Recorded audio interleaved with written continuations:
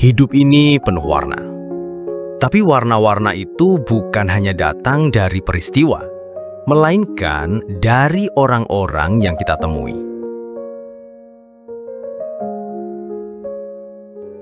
Dari cara mereka bersikap, dari sifat-sifat yang mereka tunjukkan, bahkan dari sikap yang tidak mereka sadari. Setiap orang berbeda, dan dari perbedaan itu, kita bisa belajar banyak hal. Tipe orang berdasarkan cara mereka hadir. Pertama, yang terlihat cuek tapi sebenarnya peduli. Ada orang yang jarang menghubungi kita. Ia tidak pernah bertanya, "Gimana kabarmu hari ini?" Tidak banyak ikut campur, tidak juga berusaha dekat. Sekilas, ia terlihat dingin, bahkan mungkin tidak peduli. Tapi anehnya, saat kita benar-benar terjatuh, ia muncul. Bukan dengan pelukan, bukan juga dengan nasihat, tapi dengan kehadiran yang tenang dan tindakan yang nyata. Ia tidak ingin terlihat sok tahu, tidak ingin membuat kita merasa diatur. Ia hanya ingin hadir di saat benar-benar dibutuhkan. Karena bagi sebagian orang, perhatian itu tidak selalu ditunjukkan dengan kata-kata. Kadang hanya ditunjukkan dengan setia diam di sampingmu saat kamu kehilangan arah. Yang selalu ceria, tapi menyimpan banyak hal. Mereka selalu tertawa paling keras, paling sering bercanda, paling banyak menghibur orang lain. Kehadirannya membuat suasana jadi lebih ringan, seolah tak ada beban yang pernah menyentuhnya. Tapi, siapa sangka, kadang tawa itu adalah cara mereka menyembunyikan luka. Karena tidak semua orang tahu bagaimana rasanya berpura-pura kuat agar tidak merepotkan siapa-siapa. Mereka tahu cara membuat orang lain tertawa, tapi tidak tahu kemana harus menangis. Mereka memberi semangat pada banyak orang, tapi tak tahu siapa yang bisa mereka datangi saat lelah menyerang. Mereka terlihat bahagia, tapi bukan karena hidupnya mudah, melainkan karena mereka memilih untuk tidak membebani orang lain dengan sedihnya. Yang diam-diam membantu.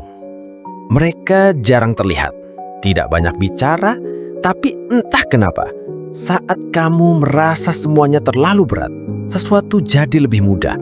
Seperti ada tangan yang tak terlihat yang membukakan jalan tanpa perlu diminta. Mereka tidak suka sorotan, tidak butuh diucapkan terima kasih. Mereka hanya ingin membantu tanpa harus diberi panggung. Dan kadang baru setelah waktu berlalu, baru kita sadar, oh ternyata dia yang membantu selama ini. Mereka mengejarkan satu hal, kebaikan tidak selalu butuh pengakuan. Karena membantu bukan soal pamer, tapi soal peduli yang tulus. Yang suka mendominasi tapi sebenarnya insecure. Mereka suka mengatur, sering memotong pembicaraan, terkadang terasa mengintimidasi, tapi di balik suaranya yang keras, ada ketakutan yang tidak pernah ia ucapkan.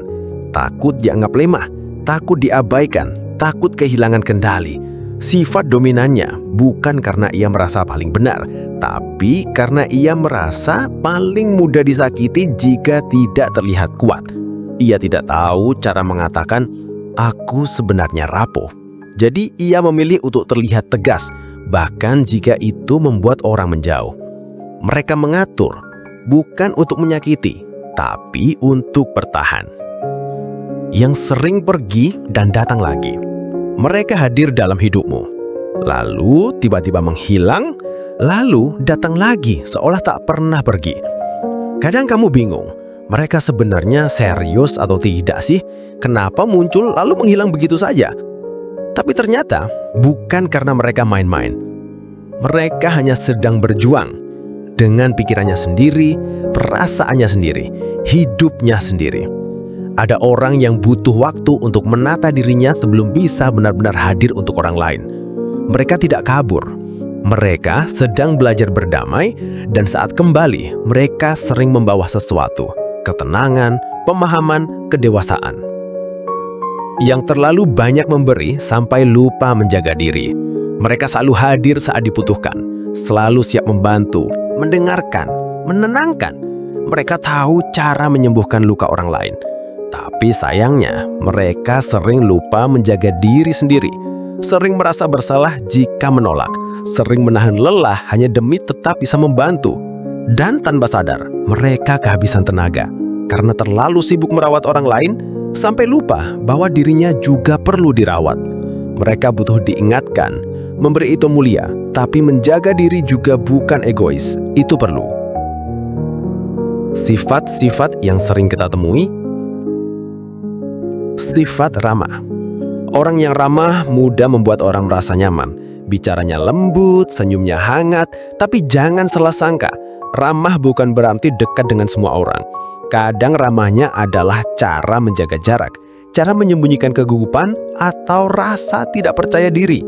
Tapi yang pasti, mereka tahu menghargai orang lain adalah bentuk penghormatan. Bukan karena mereka tidak punya masalah, tapi karena mereka tahu rasanya tidak dihargai.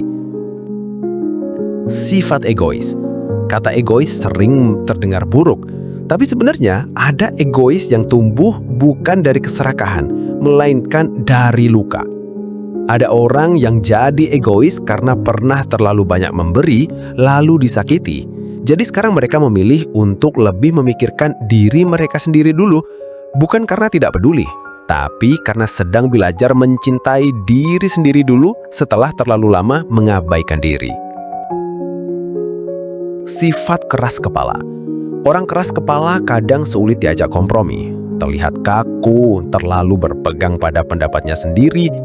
Tapi kadang itu bukan semata keras kepala, tapi karena mereka punya prinsip yang kuat. Mereka tahu apa yang mereka yakini dan tidak mudah goyah. Masalahnya adalah jika tidak diimbangi dengan mendengarkan, sifat ini bisa jadi batu sandungan dalam hubungan.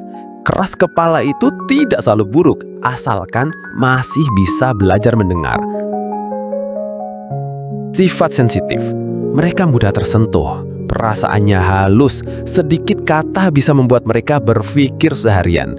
Tapi di balik itu, mereka juga yang paling mudah memahami orang lain, paling cepat menangkap suasana hati, dan paling tulus saat memberi perhatian.